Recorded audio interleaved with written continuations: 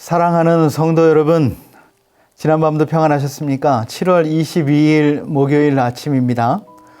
오늘 우리는 민수기 22장의 말씀을 우리가 함께 읽고 묵상하는 날인데요. 그 중에서도 15절에서 20절의 말씀을 함께 읽고 은혜를 나누도록 하겠습니다. 발락이 다시 그들보다 더 높은 고관들을 더 많이 보내매 그들이 발람에게로 나아가서 그에게 이르되 십볼의 아들 발락의 말씀에 청하건대 아무 곳에도 거리끼지 말고 내게로 오라. 내가 그대를 높여 크게 존귀하게 하고 그대가 내게 말하는 것은 무엇이든지 시행하리니 청하건대 와서 나를 위하여 이 백성을 저주하라 하시더이다. 발람이 발락의 신하들에게 대답하여 이르되 발락이 그 집에 가득한 은금을 내게 줄지라도 내가 능히 여호와 내 하나님의 말씀을 어겨 덜하거나 더하지 못하겠노라. 그런즉 이제 너희도 이 밤에 여기서 유숙하라. 여호와께서 내게 무슨 말씀을 더하실는지 알아보리라. 밤에 하나님이 발람에게 임하여 이르시되 그 사람들이 너를 부르러 왔거든 일어나 함께 가라. 그러나 내가 네게 이르는 말만 준행할지니라. 아멘. 민수기는 출애굽한 이스라엘 백성들이 이제 시내산 밑에서 한 1년여 머물지 않습니까? 그곳에서 하나님께서 십계명을 주시고 또 성막을 만들라 이렇게 말씀하셔서 그 성막을 만들었지요. 그리고 하나님께 예배하는 방법, 하나님과 교제하는 방법 레위기를 통해서 다 알려주셨습니다. 이제 때가 돼서 시내산을 출발해서 가나안 땅까지, 하나님이 약속하신 가나안 땅까지 가는 여정이 바로 민수기의 내용이 되겠습니다. 사실 시내산에서 가나안까지의 거리는 보통 사람들은 한 2주, 아무리 느려도 한 달이면 도착하는 거리였어요. 그러나 그들은 40년이 걸렸습니다. 40년간의 방황, 이것이 바로 민수기인 것입니다. 민수기 22장에서 25절까지의 내용은 이스라엘 백성들이 이제 가나안 바로 건너편, 요단 바로 건너편 모압 땅에 광야에 40년을 거쳐서 모압 땅에 진을 쳤거든요. 그곳에 진친 것에 대한 위협을 느낀 모압 왕 발락과 그가 돈을 주고 사주한 메소포타미아의 점쟁이 예언자 발람에 관한 이야기가 22장에서 25장에 기록이 되어 있지요. 여러분, 우리가 인생을 살아가다 보면 참 인생이 참 어리석어서 위험을 자초할 때가 있습니다.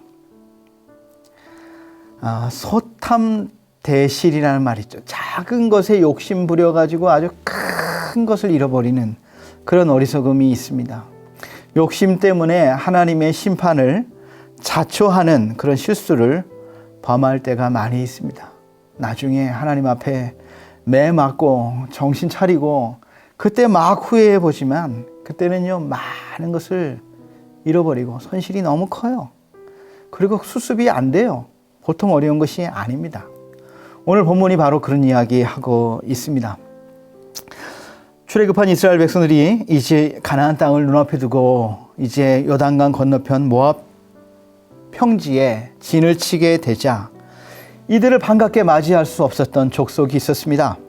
그것이 바로 모압 족속이죠. 모압 왕 발락은 이스라엘과의 전투를 앞두고 그들을 저주할 목적으로 메소포타미아의 점쟁이 예언자 발람을 초청을 합니다. 발람은 발락 왕이 부탁한 것을 자신이 해서는 안 되는 일이다. 그것을 알았지요. 하나님이 그 밤에 말씀하셨기 때문에 그렇습니다. 하나님이 이렇게 말씀하시든 너는 그들과 함께 가지도 말고 그 백성을 저주하지 말라. 그들은 복을 받은 자들이니라. 그래서 발락이 보내온 그런 사신들을 다 돌려보냅니다. 하나님이 하지 말라고 하셔서 나는 할 수가 없습니다. 돌아가십시오. 그런데 모압 왕 발락은 포기하지 않고 이제는 더 높은 고관들을 더 많이 보내서 이렇게 말하는 겁니다. 그대를 아주 높여서 아주 존귀하게 할 것이고 어떤 조건이든지 다 들어줄 테니까 제발 오시오. 이렇게 강청을 하게 됩니다. 그래도 발람은 이렇게 말하지요. 발락의 집에 가득한 은금을 내게 줄지라도 하나님의 말씀을 어기지 못하겠노라, 이렇게 거절을 했습니다. 여기까지는 너무너무 잘했어요. 그런데 참 이해할 수 없는 말을 하는 것입니다. 뭐라고 말을 하냐면 사신들에게 이 밤에 여기서 유숙하라. 그리고 여호와께서 내게 무슨 말씀을 더 하실지 내가 알아보리라. 이렇게 말을 하고 있는 것입니다. 여러분, 왜 이 발람이 이런 말을 했겠습니까? 바로 물질에 욕심이 났기 때문에 그렇죠. 더 높은 사신들이 와가지고 무슨 조건이든지 다 들어줄 테니까 와라, 이렇게 말하니까 바로 물질에 대한 탐욕이 생기고, 이 탐욕의 눈이 어두워지니까 판단을 바로 할 수가 없는 것입니다. 하나님께서는 이 발람의 마음에 이미 탐욕이 가득한 것을 아시고 하나님은 그들과 함께 가라, 이렇게 말씀하십니다. 그러나 내가 내게 명하는 말만 하라, 이러고 발람 보고 가라고 허용을 하세요. 사랑하는 성도 여러분, 이 탐욕이 문제죠. 탐욕 때문에 인생에 비극이 생깁니다. 발람은 예언자이면서도 탐욕에 눈이 어두웠어요. 그리고 그 탐욕이 결국에는 발람을 어디로 몰고 갑니까? 죽음으로 몰고 가는 것이에요. 성경에도 욕심이 잉태하면 죄를 낳고 죄가 장성하면 사망을 낳는다, 이렇게 말하고 있지 않습니까? 욕심이 우리 속에 들어오면 판단력이 흐려져요.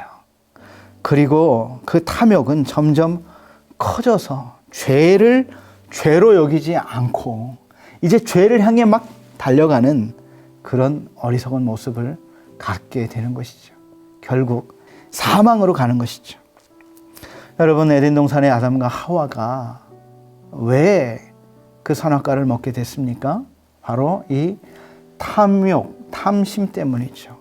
여러분, 탐심이 무엇입니까? 탐심은 하나님께서 나에게 주신 많은 것들에 대해서 자족하고 만족하고 감사하지 못하고 하나님이 나에게 허락하지 않은 그 한 가지를 탐하는 것, 그게 탐욕입니다.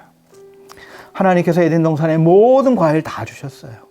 그런데 그것에 만족하지 못하고 감사하지 못하고 하나님이 먹지 말라고 한 그 하나 탐내서 죄를 범하게 되는 것이죠. 이스라엘의 위대한 왕 다윗 왕이 왜 그런 죄를 범하게 됐습니까? 바로 이 탐욕이지요.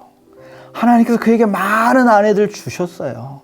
그런데 그에게 허락하지 않은 여인, 남의 여인, 자기 신하의 아내 우리아의 아내를 탐하고 이렇게 큰 죄악을 범하게 되는 것이죠.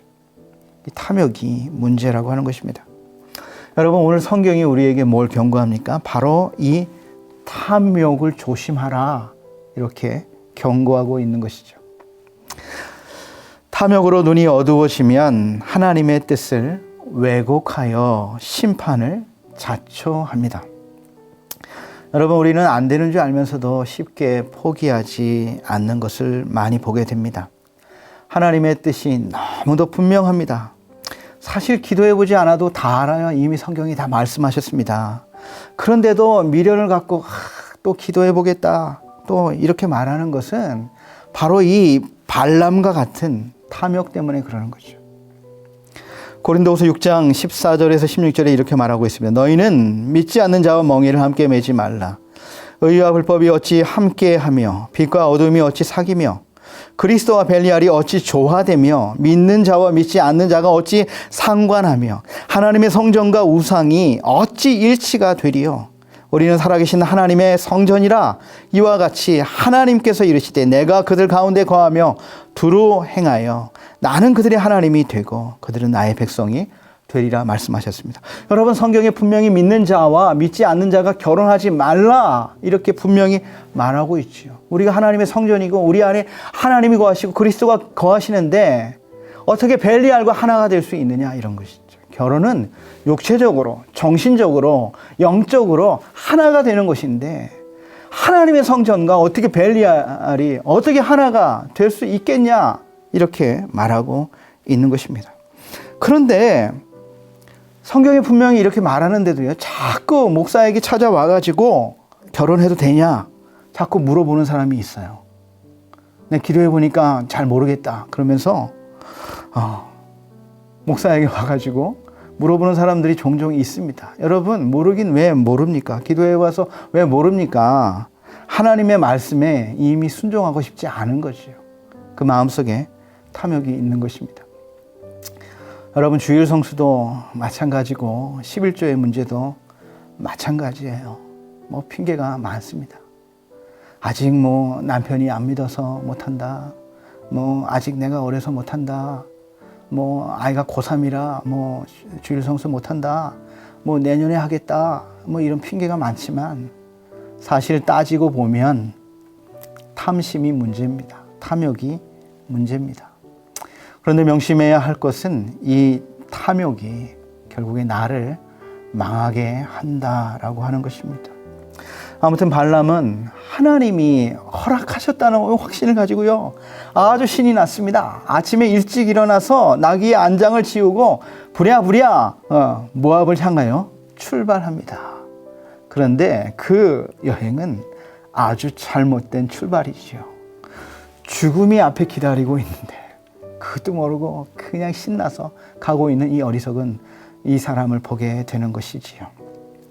여러분, 공경에 빠진 사람들을 보고 또 그들과 많은 이야기를 나눠보면 대부분 그 사람들의 공통점이 있어요. 그 사람들은요, 탐욕에 사로잡혀서 아주 잘못된 방향으로 갑니다. 그리고 주변에서 그걸 얘기를 해줘요. 그게 아닌 것 같은데요. 그쪽이 아닌 것 같은데요. 그래도 맞대요, 이게. 기도해보니까 이게 맞대요. 이렇게 해야 된대요. 그러면서 브레이크가 없는 자동차처럼 그냥 끝까지 가는 거예요. 가다가 부딪혀가지고 깨지고 다치고 사고가 나고 팔이 부러져야 그때야 잘못된 것을 그때 깨닫는 것이지요. 인생의 아주 소중한 보물들을 다 잃어버린 다음에야 그때 잘못된 것이라는 것을 깨닫게 되고 후회를 하게 되는 것입니다. 인생의 큰 함정에 빠진 다음에 후회하고 땅을 치지만 이미 너무 늦었다라고 하는 것입니다. 여러분, 성경은 탐욕에 대해서 뭐라고 말씀하고 있습니까? 야고보서 1장 14절 15절 아까도 언급했지만 오직 각 사람이 시험을 받는 것은 자기 욕심에 끌려 미혹됨이니 욕심이 잉태한즉 죄를 낳고 죄가 장성한즉 사망을 낳느니라 그랬습니다. 사랑하는 성도 여러분, 탐욕으로 눈이 어두워지면 하나님의 뜻을 왜곡하게 되고 하나님의 심판을 자초하게 됩니다. 자신의 탐욕을요, 하나님의 뜻이다 이렇게 합리화하려고 합니다. 그리고 큰 실수를 범하게 되는 것이죠. 잠언 3장 5절 6절에 이렇게 말하고 있습니다. 너희는 마음을 다하여 여호와를 신뢰하고 내 명철을 의지하지 말라. 너는 범사의 그를 인정하라. 그리하면 내 길을 지도하시리라. 이렇게 말씀하고 있습니다. 하나님이 경고하시는 죄악의 길을 깨달았을 때에 자기 생각이 아니라 자기 명철이 아니라 빨리 돌아서서 탐욕의 함정을 피해야 하나님이 인도해 주시는 내 길을 지도하시리라. 평탄한 길로 갈 수가 있습니다. 저와 여러분이 이런 믿음, 이런 지혜를 얻기를 축원드립니다.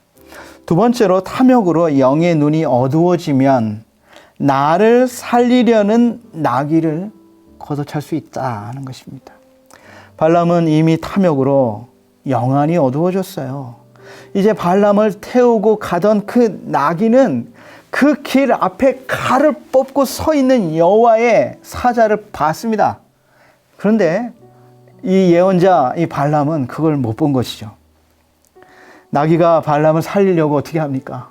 그 길로 가면은 죽는 거잖아요. 그러니까 밭으로 막 들어가는 것이죠. 그러니까 발람은 또 이 나귀가 왜 정신이 나갔냐 하면서 막 나귀를 채찍질해서 다시 그 나귀를 끌고 길로 올라오는 것이죠. 나귀가 이제는 죽음의 사자를 보고 여호와의 사자를 보고 그냥 벽에 기대가지고 이 발람의 발을 친 누르는 거예요. 가지 못하게. 그러니까 또 다시 채찍을 후려치고 이 나귀를 채찍질하는 것입니다. 이제 여호와의 사자가 이제 정말 피할 수 없는 좁은 담 사이에 서니까 어떻게 합니까? 이 나귀는 이제 죽었다 하고 넙죽 엎드리는데요. 이 발람 선지자가 뭐라고 말합니까? 이제는 채찍이 아니고 지팡이를 가지고 그 나귀를 후려치고 있는 것이 열이 날 대로 났어요. 아마 이런 말을 했습니다. 야, 이 미친 당나귀야. 너 죽으려고 환장했냐? 아마 이런 말 했을 것 같습니다. 발람은 노하여 이번에는 지팡이로 나귀를 막 후려쳤습니다. 그러자 하나님께서 이제 얼마나 답답하시면 나귀의 입을 열어서 발람을 꾸중하는 것이죠. 28절에 이렇게 말하고 있어요. 여호와께서 나귀의 입을 여시니 발람에게 이르되 내가 내게 무엇을 하였기에 나를 이같이 3번 때리느냐. 그러자 발람이 말합니다. 내가 나를 거역한 영혼이 내 손에 칼이 있었으면 곧 너를 죽였으리라. 사랑하는 성도 여러분, 여기서 깊이 생각해 봐야 할 게 뭡니까? 솔직히 이 발람이 나귀를 향해 했던 말은요, 사실은 누가 들어야 되냐 하면 발람이 들어야 되는 말이에요. 나귀에게. 너 지금 죽고 싶어서 지금 그러고 있냐? 죽고 싶어서 환장했냐? 지금 그 길이 무슨 길인지 아냐? 이 얘기 지금 나귀한테 들어야 될 소리라고 하는 것이죠. 그것도 모르고 나귀를 향해서 펄펄 뛰고 있는 것이죠. 영원히 어두운 자의 어리석음을 보게 되는 것입니다. 죽는 줄도 모르고 그 길을 애써서 그냥 가려고 하는 이 어리석은 모습. 자기 주인을 살리려고 하는 그 나귀를 그냥 채찍을 때리면서도 그 죽음의 길로 가려고 하는 이 어리석은 모습. 이 나귀보다도 못한 이 모습. 바로 이 모습이 바로 우리의 모습은 아니겠습니까? 사랑하는 성도 여러분, 혹시 가면은 안 되는 길인 것을 분명히 알면서도 여러분 욕심 때문에 가는 길이다, 멈추지 못한다 그러면요, 오늘 즉시 그 길을 멈추시기를, 속히 돌아서기를 축원드립니다. 혹시 내가 가는 길이 자꾸 꼬이고 뭐가 안 되고 걸리고 넘어지고 문제가 많으면요, 한번 생각해 봐야 돼요. 내가 가는 길이 진짜 옳은 길인가, 맞는 길인가, 하나님이 원하시는 길인가 한번 돌아서서 생각해 보아야 됩니다. 여러분, 괜히 내 생명을 살리려고 옆에서 도움을 주는 그 주변 사람만 걷어차는 어리석은 짓 하지 마시기 바라요. 가족들한테 괜히 화내고 가족을 걷어차는 이런 어리석은 자가 되지 말고 돌아서기를 주님의 이름으로 축원드립니다. 30절에 나귀가 발람에게 이르되 나는 내가 오늘까지 내 일생에 타는 나귀가 아니냐. 내가 언제든지 내게 이같이 하는 행습이 있더냐. 얼마나 창피합니까? 하나님의 형상대로 창조된 인간이 당나귀한테 이런 꾸중을 듣고 있는 것이죠. 이런 책망을 듣고 있는 것입니다. 사랑하는 성도 여러분, 탐욕으로 눈이 멀면 이런 부끄러운 일을 당합니다. 그러므로 오늘 우리는 내 영적인 눈을 멀게 하는 그 탐욕이 무엇인가 한번 자신을 살펴보아야 될 것입니다. 세상이 아무리 좋은 곳이라고 할지라도요, 돈을 아무리 많이 준다 할지라도 하나님이 원하시는 것이 아니면 단호하게 끊을 수 있는 저와 여러분이 되시길 바랍니다. 그것이 우리가 살 길인 것이에요. 오늘 하루 이 믿음 가지고 사시기를 주님의 이름으로 축원드립니다. 참으로 좋으신 하나님 아버지, 오늘 탐욕에 눈이 먼 발람은 나귀에게 꾸중을 들으면서까지 죽음이 앞에 기다리고 있는 것도 모르고 돈 때문에, 이 탐욕 때문에 죽음의 길을 걸어가고 있는 어리석은 모습을 보게 됩니다. 하나님, 오늘 우리 자신을 살피게 해주시고 하나님의 뜻이 아닌데도 아직도 끊지 못하고 있고 아직도 그 길을 걷고 있다면 오늘 멈추고 오늘 돌이키고 하나님의 뜻을 따라 순종하는 삶을 살아가는 우리 모두가 되게 하여 주옵소서. 예수님의 이름으로 기도드리옵나이다. 아멘.